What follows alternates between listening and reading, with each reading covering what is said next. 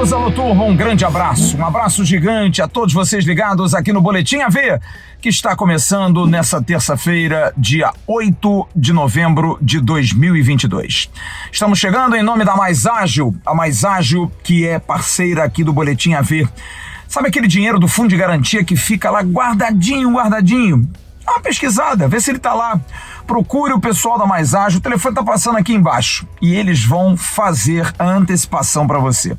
Eles têm expertise, têm capacidade para fazer isso e o mais importante, agilidade. Em menos de 24 horas está tudo na sua conta. Que maravilha, né? Sensacional. Você procura o pessoal da Mais Ágil e eles vão trazer esse dinheiro para você, de repente pagar uma conta, dar entrada num produto, num bem, enfim, comprar um presente para alguém. E aí? Como é que pode, né? É só entrar em contato com o pessoal da Mais Ágil. A Mais Ágil é parceira aqui do Boletim AV. Nós estamos aqui no CT Moacir Barbosa, terminou agora há pouco, você acompanhou a entrevista do CEO da Vasco SAF, Luiz Melo. Luiz Melo, que é sempre muito recluso, não fala muito, mas esclareceu que não haveria nenhuma condição de falar enquanto a Série B estivesse em transcurso. Enquanto o diretor executivo do Vasco, Paulo Brax, está nas salas aqui do futebol do CT Moacir Barbosa, ao lado de todos os analistas de mercado, de Sebastian Arens, chefe scout da 777, Luiz Melo esteve acompanhado dos diretores executivos que recém foram contratados, da área jurídica, da área comercial, também da área financeira, todos estiveram presentes, Pedro Seixas também, que vai cuidar da questão envolvendo as obras aqui no CT Moacir Barbosa, e foram vários os assuntos que a gente vai trazer com mais detalhes logo mais no News. Acho que o mais importante para o torcedor do Vasco, ligado aqui no canal Atenção Vascaínos, é a ideia realmente do Vasco ser protagonista para o ano de 2023. O Vasco vai mudar muito, vai ter um time diferente, vai ter um time novo. Passando por um crivo, não vai se contratar qualquer jogador, não vai se influenciar por jogador que está sendo especulado a qualquer custo, a qualquer hora, enfim. O trabalho é exatamente esse. Luiz Melo não quis entrar em detalhes quanto a aporte, quanto a investimento, foi perguntado por isso, disse que há sim um organograma, um trabalho financeiro para que o Vasco possa investir e deixou também bastante claro numa pergunta que eu fiz que não há esse mito de somente jogadores jovens. Sendo um jogador bom, um jogador que caiba dentro do orçamento, que seja um jogador principalmente que dê retorno técnico financeiro, o Vasco vai investir. Por que não somente pensar em um jogador que, jovem, não aguente uma pressão? Falou isso o CEO Luiz Melo. Jogador jovem é muito bom, tendo boas referências, claro que o Vasco vai querer, mas ele tem que fazer parte de uma engrenagem. E ganhar dinheiro ganha-se com esse jogador, mas também ganha-se com um jogador mais experiente. De que forma? Alavancando o plano de sócios, trazendo mais produtos vendidos, além da questão de experiência e de técnica. Falou muito do Nenê, deu o exemplo do Nenê, do Anderson Conceição, de jogadores experientes nessa reta final. Portanto, esse é um mito que meio que cai depois dessa entrevista dada pelo Luiz Melo, claramente mostrando que há uma ideia de fazer um time competitivo. A gente vai trazer todas as respostas dele logo mais no AV News.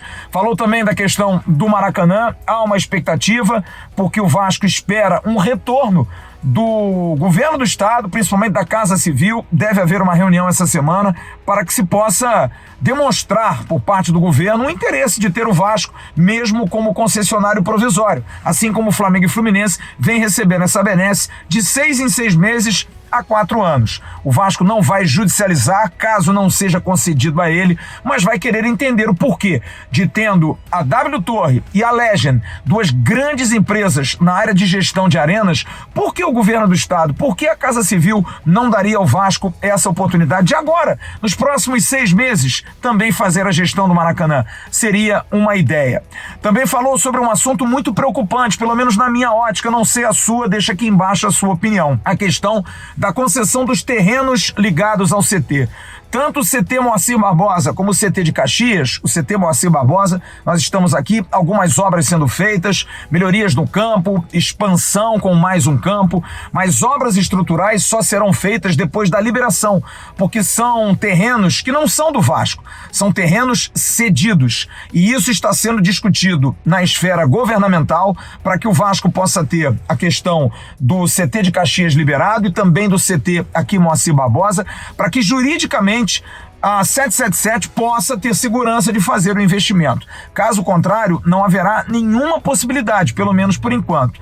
Disse Luiz Melo que não trabalha com a hipótese de não ter, mas tem alternativas A, B e C, caso isso não venha a ser liberado pelo governo.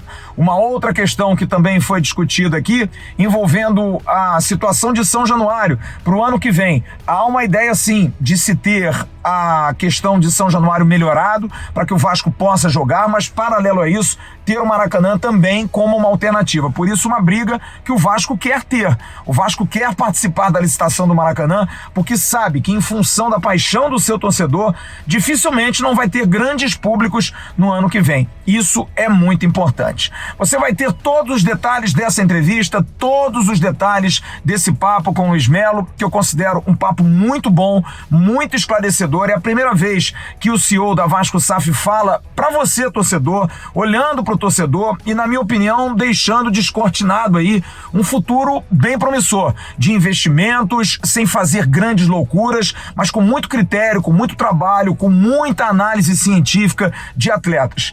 Depois, em off, ele não quis falar sobre questão de treinador, disse bastante claro, quem manda no futebol é o Paulo Brax, ele que decide, junto com os chefes que trabalham na área de scout, na análise de mercado, enfim, basicamente isso, mas é claro que passa por um grande crivo, passa por uma grande análise, é assim o trabalho feito na Vasco SAF.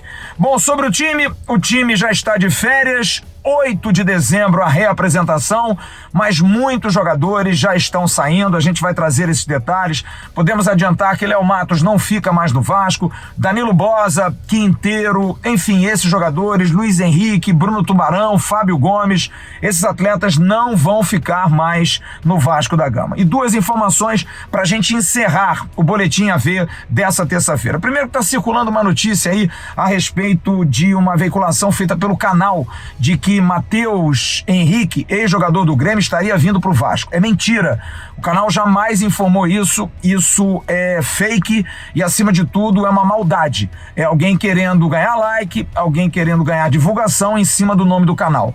Não foi falado aqui, não é verdade. A gente não vai fazer isso com o torcedor do Vasco. É promessa nossa. Então, se o Matheus Henrique vier, ótimo. Mas nós do canal, nós não falamos sobre isso. E sobre Davi Terãs, está confirmada a informação. Eu vi. Está comigo. Eu tenho a informação de que realmente a prioridade é do Vasco. Aí é uma questão de interpretação de texto, gente. Não é que Davi Terãs é a prioridade do Vasco. O Vasco tem outras prioridades também, como, por exemplo, contratar um treinador. Mas o Vasco tem a prioridade para a compra. E tem. Desde 10 de setembro até novembro, até o final da Série B do Campeonato Brasileiro, o Vasco tem esse período para contratar Davi Terãs. Discute-se internamente a questão da idade, mas pelo que eu ouvi do Luiz Melo hoje, a questão da idade talvez não pese muito, porque Davi Terãs é um jogador de excelentes números, Paulo Brax adora o jogador, quer muito o jogador, está trabalhando o jogador, e o Vasco vai fazer uma proposta ao Atlético do Paraná, que já sabe do interesse do Vasco e sabe que se pintar com 5 milhões de dólares, vai vender. Portanto, o Vasco tem a prioridade e o Vasco provavelmente vai exercer essa prioridade. A não ser que se chegue a um consenso do grupo que o Davi Terãs não é do perfil. Mas como eu estou dizendo aqui, afirmei no domingo, e ninguém está aqui de brincadeira, Paulo Brax gosta do jogador, tem o papel na mão, tem a autorização para fazer a negociação caso exerça prioridade. Então o Vasco, tendo vontade, vai contratar o jogador.